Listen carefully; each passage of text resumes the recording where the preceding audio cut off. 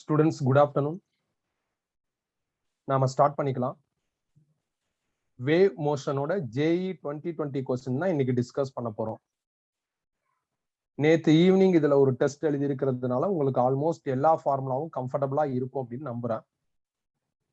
Suppose ஏதாவது formula logging வர்ற மாதிரி இருந்ததுன்னா நான் இந்த லெசனுக்கு ஒரு மைண்ட் மேப் கொடுத்துருக்கேன் உங்களுக்கு. அந்த மைண்ட் மேப்பை வச்சு நம்ம என்ன பண்ணிக்கலாம்னா எந்த ஃபார்முலாவை பிக் பண்ணணுங்கிறத ஐடென்டிஃபை பண்ணிக்கலாம். நான் மைண்ட் மேப் உங்களுக்கு ஸ்கிரீன்ல என்ன பண்றேன்னா ஷேர் பண்றேன். நீங்களும் கையில வச்சிருந்தீங்கன்னா எடுத்து வச்சுக்கோங்க. அது இல்லாம நேத்து நைட்டு நான் உங்களுக்கு இந்த பர்டிகுலர் டாபிக் JEE 2020 வேவ்ஸோட பிடிஎஃப்பும் ஷேர் பண்ணியிருக்கேன். டைம் கிடைக்கிறப்ப அதை பிரிண்ட் எடுத்து வச்சுக்கோங்க. அடுத்த 1 hour ஜஸ்ட் கிளாஸை கவனிங்க. டவுட்ஸ் இருந்ததுன்னா என்ன பண்ணிக்கோங்கன்னா கிளியர் பண்ணிக்கோங்க. So problem number 1 JEE 2020 problem number 1 waves. 1 second pa. Two identical strings X and Z made up of same material have tension T suffix X and T suffix Z is in then if their fundamental frequencies are 450 Hz and 300 Hz respectively, then the ratio T suffix X by T suffix Z is. ரெண்டு identical ஸ்ட்ரிங்னு சொல்லிட்டாங்கப்பா. ரெண்டு ஸ்ட்ரிங்கோட tension TX TZ கொடுத்துட்டு அதோட ratio கேட்டிருக்காங்க. And also fundamental frequency of 2 ஸ்ட்ரிங்ஸும் offer பண்ணியிருக்காங்க. ஸ்ட்ரிங் வேவ்ஸ்ல நாம படிச்ச கடைசி டைட்டில் ஸ்ட்ரிங் தான்ப்பா. ஸ்ட்ரிங்ல கிரியேட் ஆகிற டிரான்ஸ்வர்ஸ் வேவ் பத்தி தான் படிச்சிருக்கோம். அப்படி கிரியேட் ஆகிற வேவ் வெலாசிட்டிக்கான ஸ்பீட் என்ன, அதுல வர்ற வேவோட ஃபண்டமெண்டல் ஃப்ரீக்வன்சி என்ன, ஃபர்ஸ்ட் ஓவர் டோன் என்ன, செகண்ட் ஓவர் டோன் என்ன, இதெல்லாமே நம்ம தெளிவா படிச்சிருக்கோம். கடைசி டைட்டில் நீங்க எடுத்து ரெஃபர் பண்ணா உங்களுக்கே தெரிஞ்சிடும். ஸோ நான் அங்க இருந்து என்ன பண்றேன் அப்படின்னா ஃபண்டமெண்டல் ஃப்ரீக்வன்சிக்கான ஃபார்முலாவை கலெக்ட் பண்றேன், which is 1/2L into root of T/M. இந்த T தான் டென்ஷன். இந்த கொஸ்டின்ல டென்ஷன் ரேஷியோ கேட்டிருக்கிறதுனால அந்த டேர்ம் ரூட்ல இருக்கிறதுனால நான் ஸ்கொயர் பண்ணி என்ன பண்றேன் அப்படின்னா டென்ஷனை கால்குலேட் பண்ணலாம்னு நினைக்கிறேன். அப்ப ரெண்டு சைடு ஸ்கொயர் பண்றப்ப n² is equal to 4L² T/M அப்படின்னு வந்துடும். இதுல இருந்து T கண்டுபிடிச்சா n² 4L² into M வருது. ஒரு ஸ்ட்ரிங் X இன்னொரு ஸ்ட்ரிங் Z சொல்லியிருக்காங்க. இவங்களுக்கான ரேஷியோவை நாம கால்குலேட் பண்ணணும். அதனால ரெண்டா பிரிச்சு நடுவுல 2 டாட் வைக்கிறேன். ரெண்டு ஸ்ட்ரிங்கும் ஐடென்டிக்கல் ஸ்ட்ரிங்னு சொல்லியிருக்கிறதுனால ஸ்ட்ரிங்கோட லென்த் இந்த டைட்டில்ல ஸ்மாலம்னா மாஸ் பர் லென்த் அப்படின்னு நம்ம படிச்சிருக்கோம். அது இதெல்லாம் கான்ஸ்டன்ட். ஐடென்டிக்கல்னு சொல்லிட்டதுனால அது மாறாது. அதனால ரெண்டு சைடும் நான் 4L² M அப்படியே ரீடைன் பண்ணிக்கிறேன்.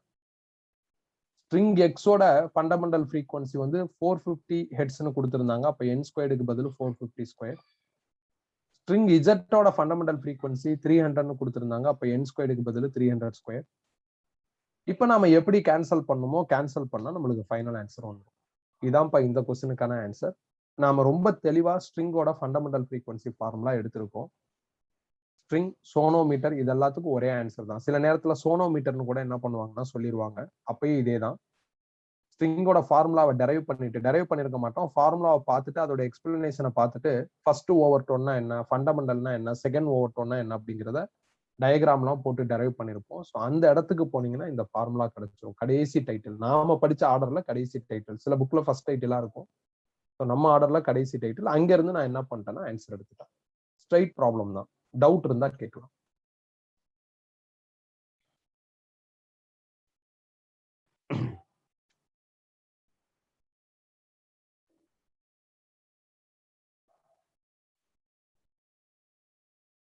கிளியரா?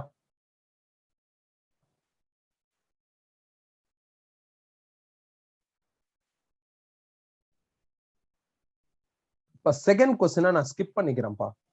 எனக்கு ஒரு சின்ன கிளாரிட்டி இதுல தேவைப்படுது. நான் அந்த கிளாரிட்டியை கெயின் பண்ணிட்டு உங்களுக்கு இதை நான் எக்ஸ்பிளைன் பண்றேன். இந்த ஒரு கொஸ்டினை மட்டும் நான் உங்களுக்கு வாட்ஸ்அப்ல கூட சொல்லிடுறேன். நான் ஒரு வீடியோ மெசேஜாவோ இல்லை ஆடியோ மெசேஜாவோ நான் உங்களுக்கு அனுப்புறேன். ஸோ செகண்ட் கொஸ்டினை நான் டெம்பரவரியா ஸ்கிப் பண்ணிக்கிறேன். ஒரு சின்ன டவுட், அதை நான் கிளாரிஃபை பண்ணிட்டு நான் சொல்லிடுறேன். ஆல்ரெடி சொல்யூஷன்லாம் எழுதிட்டேன், பட் இருந்தாலும் எனக்கு ஒரு டவுட் இருக்கு. நான் அதை பார்த்துட்டே உங்களுக்கு என்ன பண்றேன் அப்படின்னா சொல்றேன். So third question, a wire of length L and mass per unit length 6.0 into 10 power minus 3 kg meter power minus 1 is put under tension 540 Newton. Two consecutive frequencies that it resonates at 420 Hz and 490 Hz. Then L in meter is. ஒரு ஒயரோட length எல்னு சொல்லிட்டாங்க, அந்த ஒயரோட mass per unit லென்த்தும் கொடுத்துட்டாங்க, ஒயரோட டென்ஷனும் கொடுத்துட்டாங்க, அதுல produce ஆகிற 2 consecutive ஃப்ரீக்வன்சியை கொடுத்துட்டாங்க. ஒயர்னா string, ஸ்ட்ரிங்ல produce ஆகிற 2 consecutive frequency கொடுத்துட்டு அந்த ஒயர் ஆர் ஸ்ட்ரிங்கோட லென்த் என்ன அப்படின்னு கால்குலேட் பண்ண சொல்றாங்க. முதல்ல ஸ்ட்ரிங்ல ஃப்ரீக்வன்சி ஆர்டர் எப்படி இருக்கும்? ஸ்ட்ரிங்ல fundamental frequency, first overtone, second overtone, இதோட ரேஷியோ நம்மளுக்கு எப்படி வரும்னா 1:2:3 போயிட்டே இருக்கும். இப்படியே போயிட்டே இருக்கும். ஃபண்டமெண்டல் ஃப்ரீக்வன்சியோட ஃபார்முலா என்ன அப்படின்னா V/2L. ஃபர்ஸ்ட் ஓவர் டோனுக்கு என்ன வரும் அப்படின்னா 2V/2L. செகண்ட் ஓவர் டோனுக்கு என்ன வரும் அப்படின்னா 3V/2L. தேர்ட் ஓவர் டோனுக்கு என்ன வரும் அப்படின்னா 4V/2L. அகைன் ஸ்ட்ரிங் கடைசி டைட்டில், அதை எடுத்து ரெஃபர் பண்ணா இது இருக்கும். இதை நம்ம டெரைவ் பண்ணிருப்போம், நீட்டா டயக்ராம் போட்டு டெரைவ் பண்ணிருப்போம், தெளிவா சொல்லியிருப்போம். ஸ்ட்ரிங்ல இப்படிதான் என்ன ஆகும் அப்படின்னா வேவ்ஸ் ப்ரொடியூஸ் ஆகும். அந்த வேவோட ஃப்ரீக்வன்சி தான். சில நேரம் கன்ஃபியூஸ் ஆகும்பா, ஸ்ட்ரிங்ல வேவா ஃப்ரீக்வன்சியா என்னடா அப்படிங்கிற மாதிரி ஒரு ஃபீல் வந்துடும். ரொம்ப சிம்பிள். ஒரு ஸ்ட்ரிங்கை ஸ்டிச் பண்ணியாச்சு, அதை பிடிச்சி இழுத்து விட்டா வைப்ரேட் ஆகிறப்ப அதுல வேவ் வரும். வேவ்னு ஒரு டேர்ம் வந்துருச்சுனாவே, வேவ்னு ஒரு ஸ்ட்ரக்சர் உள்ள வந்துருச்சுனாவே, வேவ் சம்பந்தப்பட்ட wave length, frequency, time period, wave velocity, இதெல்லாம் என்ன ஆகும்னா உள்ள டிராவல் ஆக ஆரம்பிக்கும். நீ கேஷுவலா ஸ்ட்ரிங்கை இழுத்து விட்டா ஃபண்டமெண்டல் கிடைக்கும். கொஞ்சம் ஃபோர்ஸ்டா இழுத்து விட்டா ஃபர்ஸ்ட் ஓவர் டோன் வரும். இன்னும் கொஞ்சம் ஃபோர்ஸ்டா இழுத்து விட்டா செகண்ட் ஓவர் டோன் வரும். இழுக்கலாம், இல்ல எதையாவது எடுத்து அடிக்கலாம். எப்பெல்லாம் ஸ்ட்ரிங் வைப்ரேட் ஆகுதோ அப்பெல்லாம் ஸ்ட்ரிங்ல வேவ் வரும். அந்த வேவுக்கு டிரான்ஸ்வர்ஸ் வேவ்னு பேரு. அந்த வேவ் டிராவல் ஆகுறதுனால அதுக்கு ஒரு ஸ்பீட் இருக்கும். அந்த வேவ்ங்கிறதுனால ஃப்ரீக்வன்சியும் வரும். ஃபண்டமெண்டல் ஃப்ரீக்வன்சியோட formula V/2L. First overtone 2V/2L, second overtone 3V/2L, third overtone 4V/2L. இப்ப இதுல அவங்க 2 ஃப்ரீக்வன்சி கிவன் டேட்டால கொடுத்துருக்காங்க. ஒன்னு 420, இன்னொன்னு 490. இந்த 2 ஃப்ரீக்வன்சியை கழிச்சா உனக்கு ஃபண்டமெண்டல் கிடைச்சிரும். நீங்க பாருங்களேன், 3V/2L-ஐயும் 2V/2L-ஐயும் மைனஸ் பண்ணி பாருங்களேன், இது வந்துடும்.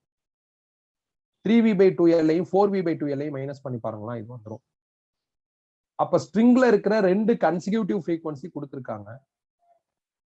நீ எந்த 2 கன்சிக்யூட்டிவ் ஃப்ரீக்வன்சியை மைனஸ் பண்ணாலும் உனக்கு ஃபண்டமெண்டல் கிடைச்சிரும். இதே மைனஸ் பண்ணாலும் V/2L-னு வந்துடும். இதே மைனஸ் பண்ணாலும் V/2L-னு வந்துடும். இதே மைனஸ் பண்ணாலும் V/2L-னு வந்துடும். அப்ப 2 கன்சிக்யூட்டிவ் ஃப்ரீக்வன்சியை மைனஸ் பண்ணா ஃபண்டமெண்டல் ஃப்ரீக்வன்சி கிடைச்சிரும். ஸோ அதுதான் முக்கியமான விஷயம். ஃபண்டமெண்டல் ஃப்ரீக்வன்சி நான் இது 2ஐயும் கழிச்சு எழுதியிருக்கேன். உனக்கு சந்தேகம் வரும், என்னடா கழிச்சு எழுதியிருக்காங்க எப்படி அப்படிங்கிற டவுட் வரும். அதுக்கான எக்ஸ்பிளனேஷன் தான் இப்ப கொடுத்துருக்கேன். ஸ்ட்ரிங்கை பொறுத்தவரையும் ஃபண்டமெண்டல் இது first overtone, second overtone, third overtone, இப்படியே போயிட்டே இருக்கும். அதுல அவங்க ஏதோ ஒரு 2 ஃப்ரீக்வன்சி கொடுத்துட்டாங்க. ஆனா 2 கன்சிக்யூட்டிவ், அடுத்தடுத்த 2 ஃப்ரீக்வன்சில பெருசுல இருந்து சின்னதா மைனஸ் பண்ணி எழுதுனா ஃபண்டமெண்டல் வரும். நீங்க பாருங்க, 4V/2L மைனஸ் 3V/2L, V/2L இந்த ஆன்சர் வரும். இதுல இருந்து இதை கழிச்சாலும் இதான் வரும், இதுல இருந்து இதை கழிச்சாலும் இதான் வரும். ஸோ அதனால நான் 2 அவங்க கொடுத்திருக்கிற கன்சிக்யூட்டிவ் ஃப்ரீக்வன்சியை மைனஸ் பண்ணி ஃபண்டமெண்டல் ஃப்ரீக்வன்சி கண்டுபிடிச்சிட்டேன். ஸ்ட்ரிங்கோட ஃபண்டமெண்டல் ஃப்ரீக்வன்சிக்கு இதான் ஃபார்முலா. ஆக்சுவலா V/2L ஃபார்முலா, V ஸ்ட்ரிங்ல டிராவல் ஆகிற வேவோட ஸ்பீட், அதோட ஃபார்முலா √T/m. இப்ப நம்மளுக்கு L வேணும். ஸோ அப்ப இதுல இருந்து L கண்டுபிடிச்சா 1/2n into √T/m வந்துடும். N 17 நம்ம கண்டுபிடிச்சாச்சு. T 540. ஸ்மாலம்னா mass of string by length, அது இங்க கொடுத்துருக்காங்க 6 into 10 power minus 3. அதை இங்க சப்ஸ்டிடியூட் பண்ணிட்டா ஆன்சர் வந்துடும். இதுவும் அகைன் சிம்பிள் கொஸ்டின் தான். இந்த 2 கன்சிக்யூட்டிவ் ஃப்ரீக்வன்சியை கழிச்சா ஃபண்டமெண்டல் வரும் அப்படிங்கிற இந்த ஐடியா தெரிஞ்சா சிம்பிள். இந்த ஐடியா தெரியலன்னா இது கஷ்டமான கொஸ்டின். ரெண்டு கன்சிக்யூட்டிவ் ஃப்ரீக்வன்சியை மைனஸ் பண்ணா ஃபண்டமெண்டல் ஃப்ரீக்வன்சி கிடைக்கும்னு நான் இப்ப எக்ஸ்பிளைன் பண்ணல, இங்க ரெட்ல எழுதி எக்ஸ்பிளைன் பண்ணிருக்கேன்ல. இதை உன்னோட ஸ்டைல்ல நீ இந்த கொஸ்டினுக்கு பக்கத்துல எழுதி வச்சுக்கோ. இது எப்படி அப்படிங்கறது யோசி. இந்த இடத்துல ரவுண்ட் போட்டு திங்க்னு போடு, இல்ல திங்க்கு பக்கத்துல அந்த ரீசன் என்ன பண்ண அப்படின்னா எழுதி வச்சுக்கோ. மோ ஸ்டைல்ல எழுதி வச்சுக்கோ. கிளாஸ் முடிஞ்சோடனே எழுதி வச்சுக்கோ. ஏதாவது ஒரு பேப்பர்ல எழுதிட்டு நோட்ஸ் பிரிண்ட் எடுத்தோன்னே அதில் காப்பி பண்ணிக்கோ. இப்ப இதுல ஏதாவது டவுட் இருந்தா கேட்கலாம். கிளியரா?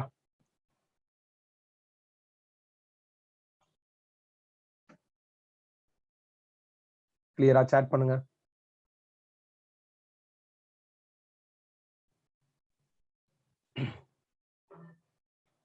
நெக்ஸ்ட் போலாமா? ஓகேப்பா. So question number 4. The driver of bus approaching a big wall notices that the frequency of his bus horn changes from 420 Hz to 490 Hz. When he hears it, after it gets reflected from the wall, find the speed of bus if the speed of sound is 330 meter per second. ஒரு driver பஸ்ஸை ஓட்டுறாரு. அந்த bus ஒரு பெரிய வாலை approach பண்ணுது. பஸ்ல இருக்கிற horn சவுண்டோட original frequency 420 hertz. ஆனா இந்த ஹாரன் சவுண்ட் அந்த பெரிய வால்ல பட்டு ரிஃப்ளெக்ட் ஆனதுக்கு அப்புறம் டிரைவருக்கு 490 கேட்டிருக்கு. அப்படின்னா பஸ்ஸோட ஸ்பீட் என்ன அப்படின்னு கேக்குறாங்க. சோ ஒரு சவுண்டு பட்டுட்டு ரிஃப்ளெக்ட் ஆகுறது எக்கோலாஜி. ஃப்ரீக்வன்சி வேற மாறிடுச்சுன்னு சொல்லியிருக்காங்க. ஃப்ரீக்வன்சி சேஞ்ச் ஆகுற எஃபெக்ட் டாப்லர் எஃபெக்ட். டாப்லர் எஃபெக்ட்ல எக்கோலாஜிக்னா மேல பிளஸ் கீழே மைனஸ்னு உனக்கு தெளிவா பல ப்ராப்ளத்துல சொல்லியிருக்கேன். சோ அந்த ஃபார்முலாவை நான் எடுக்கிறேன். அப்ப n dash is equal to v plus v naught divided by v minus vs into n. இதுல v சவுண்டோட ஸ்பீட் அது 330. n daஷ்ங்கிறது டிரைவருக்கு கேட்கிற ஃபைனல் ஆன்சர் ஃப்ரீக்வன்சி 490. என்னங்கிறது ஒரிஜினல் ஃப்ரீக்வன்சி 420. v நாட்னா அப்சர்வரோட ஸ்பீடு. அப்சர்வர் டிரைவர் அவர் பஸ்ல இருக்காரு, அப்ப பஸ் ஸ்பீடு தான் அப்சர்வர் ஸ்பீடு. vsங்கிறது சவுண்ட கிரியேட் பண்ற சோர்ஸோட ஸ்பீடு. சவுண்ட் பஸ் ஹாரன்ல இருந்து வருது, அப்ப பஸ் ஸ்பீடு தான் சோர்ஸோட ஸ்பீடு. அதனாலதான் அப்சர்வர் ஸ்பீடு சோர்ஸ் ஸ்பீடுக்கு பதில் பஸ் ஸ்பீட் போட்டிருக்காரு. பொதுவா இந்த எக்கோ லாஜிக் வர்றப்ப ரிஃப்ளெக்ட் ஆகுற ஆடியோ கேட்கிறப்ப அப்சர்வரும் சோர்ஸும் ஒரே இடத்துல இருக்கிறதுனாலதான் அவங்க ரெண்டு பேருக்கும் ஒரே ஸ்பீடு என்ன ஆகுதுன்னா ரீடைன் ஆகுது. ஒரே ஸ்பீடு என்ன ஆகுதுன்னா வருது. அந்த ஸ்பீடை நான் விபிங்கிற சிம்பிள்லாம் கால் பண்றேன். அது அப்படியே இங்க ஃபீட் பண்றேன். அப்போ 490 is equal to 330 plus VB divided by 330 minus VB into 420 வந்துரும். இதுக்கப்புறம் சிம்பிளிஃபை பண்ண வேண்டியதான். நான் 420 கீழே கொண்டு வந்து டிவைட் பண்ணி எழுதிட்டேன். அப்புறம் கிராஸ் மல்டிப்ளை பண்ணிருக்கேன். ஃப்ரம் தட் பஸ் ஸ்பீட் நான் என்ன பண்ணிட்டேன்னா கண்டுபிடிச்சிட்டேன். மேபி ஆப்சன்ஸ் செக் பண்றப்ப எல்லாமே கிலோமீட்டர் பெர் ஹவருக்கு இருக்கு. அதனால மீட்டர் பெர் செகண்டா நான் கிலோமீட்டர் பெர் ஹவருக்கு மாத்திட்டேன். வழக்கம் போல என்னோட இதுல நான் கால்குலேஷன் எல்லாம் தப்பு பண்ணிடுவேன். கால்குலேட்டர் வச்சுதான் போடுறேன். அப்ப ஏதாவது ஒரு நம்பர்ஸை மிஸ் பண்ணிட்டு மல்டிப்ளை பண்ணி வேகமாக எழுதுறதுனால தப்பாயிருது. ஸோ அதுக்கப்புறம் ஆன்சர் வரலன்னா கிராஸ் செக் பண்றப்பதான் தெரியும் எனக்கு என்ன தப்பு அப்படின்ட்டு. இது எனக்கு அதிகமா நடக்கும். ஸோ நீ கொஞ்சம் கவனமா இருந்துக்கோ. உன் ஏஜுக்கு நீ கரெக்டா என்ன பண்ணலாம்னா தப்பு இல்லாம பண்ணலாம், எந்த பிரச்சனையும் வராது. ஸோ எக்கோ லாஜிக் ரிஃப்ளெக்ட் ஆன ஆடியோவை கேட்கறாங்க அப்படின்னாவே மேல பிளஸ் கீழே மைனஸ். அது இல்லாம பாத்தீங்கன்னா இந்த ப்ராப்ளத்துல ஒரிஜினல் 420 ஆனா பஸ் டிரைவருக்கு 490 கேக்குது ரிஃப்ளெக்டட் சவுண்டு. அப்ப அதிகமா கேட்டிருக்கு. அப்ப அதிகமா கேட்டுச்சுன்னா மேல பிளஸ் கீழே மைனஸ் அப்படின்னு போட்டுடலாம். So echo logic special case கிடையாது. எக்கோ லாஜிக்ல நம்ம ஆல்ரெடி நிறைய ப்ராப்ளம் பார்த்துருப்போம். சிமிலர் மாடல் தான். அகைன் இது ஒரு ஸ்ட்ரைட் ப்ராப்ளம் தான். எந்த கன்ஃபியூஷனும் இதுலயும் கிடையாது. டவுட் இருந்தா கேட்கலாம்.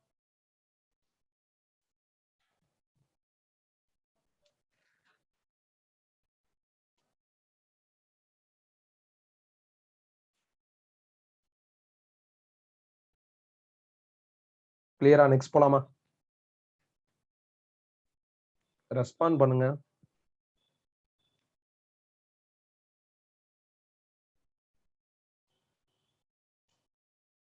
கிளியரா? அடுத்து போலாமா? ஓகே, அடுத்த question. Question number 5. Assume that the displacement S of air is proportional to pressure difference delta P created by sound wave. Displacement S further depends on the speed of sound V, density of air rho, the frequency F.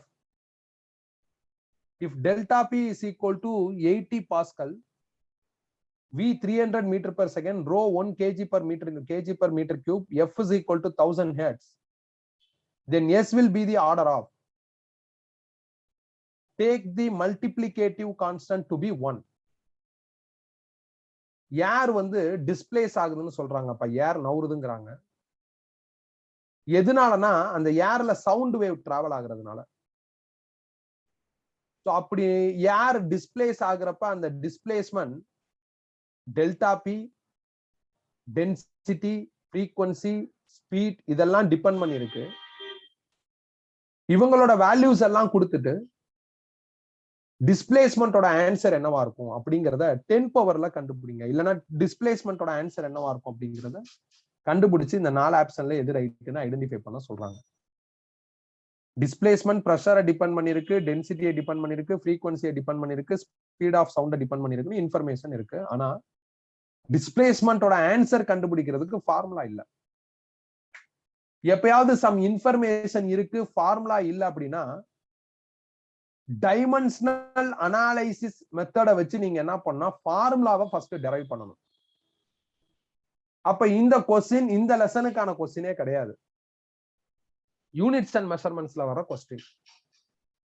ஏறக்குறைய நாம இத revise பண்ணா கூட நம்மளுக்கு units and மெஷர்மெண்ட்ஸ்ல இருக்கிற ஒரு முக்கியமான problem revise ஆயிரும், ஒரு முக்கியமான மாடல் ரிவைஸ் ஆயிரும். நான் உங்களுக்கு யூனிட்ஸ் அண்ட் மெஷர்மெண்ட்ஸ் நடத்துறப்ப 3 மாடலா ப்ராப்ளம் பிரிச்சு நடத்திருப்பேன். அதுல இந்த மாதிரி சம் ஸ்டேட்மெண்ட்ஸ் இருக்கும். ஸ்டேட்மெண்ட்ஸை வச்சுக்கிட்டு ஃபார்முலாவை டைமென்ஷனல் அனாலிசிஸ் படி டெரைவ் பண்ணுவோம். அது வந்து மெத்தட் 1, மாடல் 1 அப்படிங்கிற மாதிரி நடத்திருப்பேன். நிறைய ப்ராப்ளம்ஸ் இருக்கும். இப்ப நான் நடத்தினாவே உங்களுக்கு ரீவைண்ட் ஆயிரும். யூனிட்ஸ் அண்ட் மெஷர்மெண்ட்ஸ் என்கிட்ட படிக்கலைனாலும் நான் இந்த ஒரு ப்ராப்ளம் நடத்துறப்பே உனக்கு என்ன ஆகும் அப்படின்னா நல்ல ஐடியா கிடைச்சிடும். ஸோ அதனால இதை பார்ப்போம். இது யூனிட்ஸ் அண்ட் மெஷர்மெண்ட்ஸ்னு யோசிக்காம இங்க பார்ப்போம். ஸோ அவங்க சொல்லியிருக்கிறது படி டிஸ்பிளேஸ்மெண்ட் எஸ் யாரை டிபெண்ட் பண்ணி இருக்கு அப்படின்னா பிரஷர், சவுண்டோட ஸ்பீட், ஏரோட டென்சிட்டி, சவுண்ட் வேவோட ஃப்ரீக்வன்சியை டிபெண்ட் பண்ணிருக்கு. அப்ப displacement is directly proportional to delta P V rho F அப்படின்னு எழுதிட்டு இதோட பவர்ல ஏபிசிடின்னு நீங்களா ஃபில் பண்ணிருங்க. அப்புறம் ப்ரொபோர்ஷனலை தூக்கிட்டு ஒரு கான்ஸ்டன்ட் போடுங்க. இதான் மல்டிப்ளிகேட்டிவ் கான்ஸ்டன்ட். அது 1ன்னு அவங்க கொஸ்டின்ல சொல்லியிருக்காங்க. சொல்லலைனாலும் அதை 1ன்னு நீங்க எடுத்துக்கலாம். அப்ப கேக்கு பதில் 1 போட்டா எனக்கு ஒரு ஈக்குவேஷன் கிடைச்சிடும். இதை நான் ஈக்குவேஷன் 1 அப்படின்னு என்ன பண்ணிருக்கேன் அப்படின்னா ஐடென்டிஃபை பண்ணிருக்கேன். ஸோ இந்த மாதிரி கொஸ்டின்ல ஃபார்முலா இருக்காது. எந்த டேர்ம் யாரை டிபெண்ட் பண்ணி இருக்குன்னு சொல்லுவாங்க. அது அப்படியே ஒரு ரிலேஷன்ஷிப் மாதிரி மாத்திட்டீங்கன்னா அங்க இருந்து கொஞ்சம் கொஞ்சமா அப்டேட் பண்ணி நம்ம ஈக்குவேஷன் 1 கிரியேட் பண்ணிடலாம்.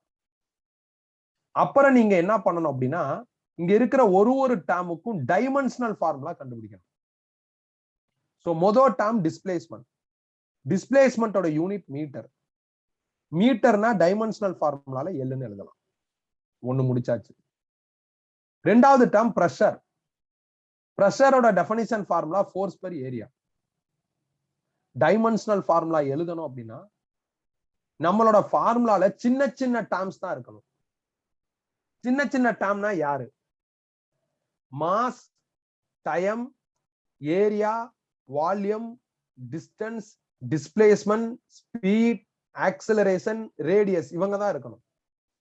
எந்த பெரிய டேர்மும் இருக்கக்கூடாது. பெரிய டேர்ம் எது இருந்தாலும் அதை என்ன பண்ணிருங்கன்னா சின்ன டேர்மா அப்டேட் பண்ணுங்க. அதை நான் இப்ப உங்களுக்கு இதுலயே எக்ஸ்பிளைன் பண்ணிடுவேன். பிரஷரோட formula force per area. Area எனக்கு ஓகே, சின்ன டேர்ம் பிரச்சனை கிடையாது. ஆனா ஃபோர்ஸ் பெரிய டேர்ம். அப்ப நான் அப்டேட் பண்ணணும். ஃபோர்ஸோட ஃபார்முலா மாஸ் இன்டு ஆக்சலரேஷன். இப்ப பாருங்க, மாஸ், ஆக்சலரேஷன், ஏரியா எல்லாமே சின்ன டேர்ம். இப்ப நீங்க எஸ்ஐ யூனிட் எழுதலாம். மாஸுக்கு கிலோகிராம், ஆக்சலரேஷனுக்கு மீட்டர் பெர் செகண்ட் ஸ்கொயர், ஏரியாவுக்கு மீட்டர் ஸ்கொயர். ஒரு மீட்டர் கேன்சல் ஆயிரும். கிலோகிராம்னா எம், மீட்டர்னு கீழே இருக்கும், அது எல், அது மேல போயிருச்சுன்னா எல் பவர் -1. எஸ் ஸ்கொயர்னு இருக்கும், அது மேல போயிருச்சு அப்படின்னா எஸ்னா டி, எஸ் ஸ்கொயர்னா டி ஸ்கொயர், மேல போயிருச்சுன்னா டி பவர் -1 எழுதிருக்கலாம். ஸோ ரெண்டாவது டேர்முக்கு நாம என்ன பண்ணியாச்சு அப்படின்னா டைமென்ஷனல் ஃபார்முலா எடுத்தாச்சு. அடுத்து வெலாசிட்டின்னு இருந்தது. வெலாசிட்டிக்கு நம்மளுக்கு ஸ்ட்ரைட்டாவே யூனிட் தெரியும். என் பாயிண்ட் ஆஃப் வியூல வெலாசிட்டி ஆக்சலரேஷன்லாம் சின்ன டேர்ம், இதுக்கெல்லாம் உட்காந்து ஃபார்முலா எழுத வேண்டிய அவசியம் கிடையாது. வெலாசிட்டிக்கு நம்மளுக்கு என்ன அப்படின்னா ஸ்ட்ரைட்டா யூனிட் தெரியும். மீட்டர்னா எல், எஸ்னா டி, மேல போயிருச்சுன்னா டி பவர் -1. அப்புறம் நாலாவது டேர்மா டென்சிட்டி இருந்தது. டென்சிட்டினா mass per volume, mass kilogram, volume metre cube, ரெண்டுமே சின்ன டேர்ம் தான், யூனிட் எழுதியாச்சு. கிலோகிராம்னா எம், மீட்டர் கியூப்னா எல் கியூப், மேல போயிருச்சுன்னா எல் பவர் -3. கடைசியா அஞ்சாவது டேர்ம் ஃப்ரீக்வன்சி. ஃப்ரீக்வன்சிங்கிறது ரெசிப்ரோக்கல் ஆஃப் டைம் பீரியட். அப்போ 1/t பதில் செகண்ட்ஸ். முதல்ல ஃபார்முலா எழுதுனா, அப்புறம் யூனிட் எழுதுனா, செகண்ட்ஸ்னா டி, அது மேல போயிருச்சுன்னா T power -1. So formula, unit, அதுக்கப்புறம் dimensional formula, formula, unit, dimensional formula, formula, தேவைப்பட்டா ஃபார்முலாவை அப்டேட் பண்ணிட்டு யூனிட், டைமென்ஷனல் ஃபார்முலா. சின்ன டேர்ம் ஸ்ட்ரைட்டா யூனிட் எழுதிட்டான், சின்ன டேர்ம் ஸ்ட்ரைட்டா யூனிட் எழுதிட்டான். அப்ப எப்படி நம்மளுக்கு ஆஃபர் ஆயிருக்கோ அதுக்கு தகுந்த மாதிரி போயிடும். ஸோ இது இந்த மாதிரி ப்ராப்ளத்துல ஸ்டெப் 2. ஸ்டெப் 2ல நம்மளோட ஈக்குவேஷன் 1ல என்ன இருக்கோ அத்தனை டேர்முக்கும் டைமென்ஷனல் ஃபார்முலா கண்டுபிடிக்கணும். இதுதான் ஸ்டெப் 2. ஸ்டெப் 3ல நாம என்ன பண்ணணும் அப்படின்னா நாம கண்டுபிடிச்ச டைமென்ஷனல் ஃபார்முலாவை இங்க சப்ஸ்டிட்யூட் பண்ணணும். இது ஒரு பெரிய ஸ்டெப். சிம்பிளிஃபிகேஷன் வைஸ் இது கொஞ்சம் வளவலன்னு போயிட்டே இருக்கிற மாதிரி இருக்கும், மற்றபடி ஈஸி தான். ஸோ ஸ்டெப் 3ல நான் சப்ஸ்டிட்யூட் பண்றேன். ஸ்டெப் 1ல இருந்து ஈக்குவேஷன் 1 கலெக்ட் பண்ணிருக்கேன். டிஸ்பிளேஸ்மெண்ட்டுக்கு பதில் எனக்கு டைமென்ஷனல் ஃபார்முலா எல்னு வந்துச்சு, அதை ஃபீட் பண்ணிட்டேன். ப்ரெஷருக்கு M, L power -1, T power -2, அதை இங்க எழுதி ஹோல் பவர் ஏ. அப்புறம் வெலாசிட்டிக்கு வந்து L T power -1 whole power b. அதுக்கப்புறம் டென்சிட்டிக்கு பதில் என்ன இருக்கு அப்படின்னா M, L power -3 whole power c. அப்புறம் ஃப்ரீக்வன்சிக்கு பதில் என்ன இருக்கு அப்படின்னா T power -1 whole power d அப்படின்னு வந்துச்சு. இப்ப இந்த பவர்ஸை உள்ள கொண்டு போங்க. அப்ப ரைட் சைட்ல பவர்ஸை உள்ள கொண்டு போனா M power a, L power -a, T power -2a, L power b, T power -b, M power c, L power -3c, T power -d அப்படின்னு வந்துடும். ஸோ ரைட் சைட்ல அந்த மாதிரி பவரை உள்ள கொண்டு போயிட்டேன். எல் வந்து பவர் 1ஓட இருக்கு, ஸோ அதை எழுதிட்டேன். இதுல எம்மும் டியும் மிஸ்ஸிங்க நீங்க இப்படி எழுதலாம், எம் பவர் 0, டி பவர் 0ன்னு எழுதலாம். மேக்ஸ் படி பேஸ் 1ஆ இருந்தா பவரை ஆட் பண்ணிக்கலாம். ஸோ அந்த லாஜிக் படி நான் என்ன பண்றேன் அப்படின்னா எம் இங்க இருக்கு, பவர்ஸ் ஆட் பண்ணி a பிளஸ் சின்னு எழுதிட்டேன். அதே மாதிரி எல் எங்கெங்க இருக்குன்னு பாருங்க. எல் பவர் -a இருக்கு, எல் பவர் பி இருக்கு, எல் பவர் -3c இருக்கு, பவர்ஸ் ஆட் பண்ணிட்டேன். அப்புறம் டீல பாத்தீங்கன்னா -2a, -b, -3c, சாரி டீல வந்து -2a, -b, -d இருக்கு, அதை நான் எழுதிட்டேன். ஸோ முடிஞ்சிருச்சு. அதே மேக்ஸ் படி பாட்டம் ஒரே மாதிரி இருந்தா பவர்ஸை ஈக்குவேட் பண்ணலாம். ஸோ அப்படி பாக்குறப்ப a பிளஸ் சி இருக்கு எம்ல, இங்க எம்ல 0 இருக்கு, அப்ப a plus C is equal to 0ன்னு எழுதலாம். அதே மாதிரி இங்க வந்து -a பிளஸ் பி -3c அப்படின்னு இருக்கு எல்லுல, இதுல எல்லுல 1 இருக்கு, அதோட ஈக்குவேட் பண்ணிட்டேன். அதுக்கப்புறம் எனக்கு -2a, -b, -d இருக்கு டி பவர்ல, இதுல டி பவர்ல எனக்கு 0 இருக்கு, அதோட ஈக்குவேட் பண்ணிட்டேன். இப்ப இந்த 3 ஈக்குவேஷனை எப்படியாவது சால்வ் பண்ணி ஏ பி சி கண்டுபிடிக்கணும். அந்த சால்விங் நீ பாத்துக்கோ. ஸோ அது வந்து நீ ஏன் ஸ்டைல ஃபாலோ பண்ணாலும் ஓகே, இல்ல உனக்கு ஏதாவது ஐடியாஸ் இருந்தாலும் ஓகே. எப்படியாவது என்ன பண்ணு அப்படின்னா சால்வ் பண்ணு. சில நேரங்கள்ல ஈக்குவேஷன் சால்வ் ஆகலைன்னா கொஞ்சம் யோசி. ஸோ உன்னோட டியூட்டி தான். ஸோ சால்வ் பண்ணி ஏபிசி கண்டுபிடிக்கணும். அப்படி கண்டுபிடிச்சா எனக்கு A1, C -1, B -1, D -1 வருது. ஸோ இதான் ஸ்டெப் 3ல இருக்கிற மேஜர் ஒர்க். ஈக்குவேஷன் 1 நம்ம ஆல்ரெடி ஐடென்டிஃபை பண்ணதுல டைமென்ஷனல் ஃபார்முலாவை சப்ஸ்டிடியூட் பண்ணி கொஞ்சம் கொஞ்சமா சிம்பிளிஃபை பண்ணி நாம பவர்ல இன்ட்ரோ பண்ண ABCD இதெல்லாம் நீ கண்டுபிடிக்கணும்.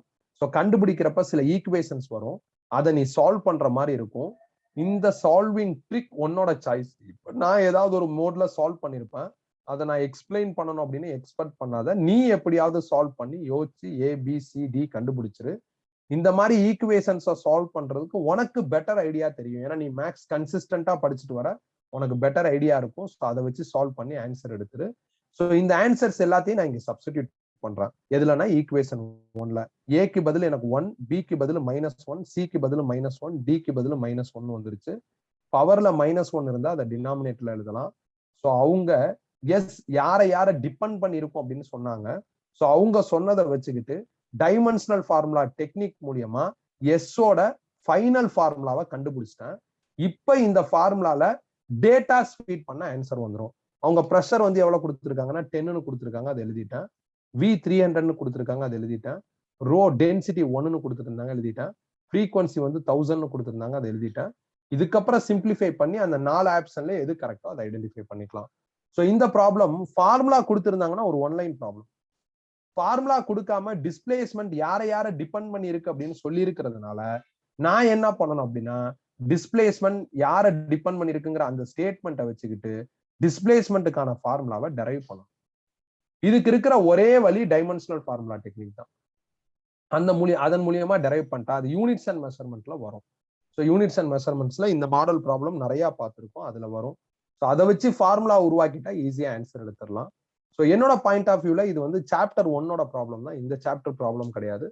பட் நான் கொஸ்டின் பேப்பர் சர்ச் பண்றப்ப வேவ்ஸ்ல என்ன பண்ணிட்டாங்கன்னா இந்த கொஸ்டின் கொடுத்துருந்தாங்க, அதனால நான் இங்க கொண்டு வந்து இதை சால்வ் பண்ணி காமிச்சிருக்கேன். டவுட் இருந்தா கேட்கலாம்ப்பா.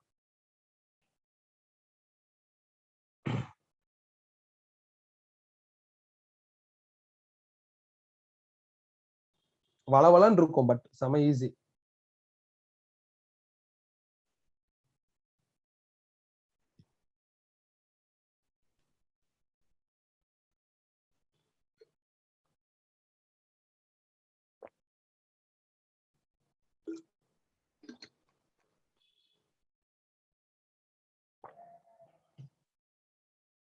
கிளியரா? நெக்ஸ்ட் போலாமா?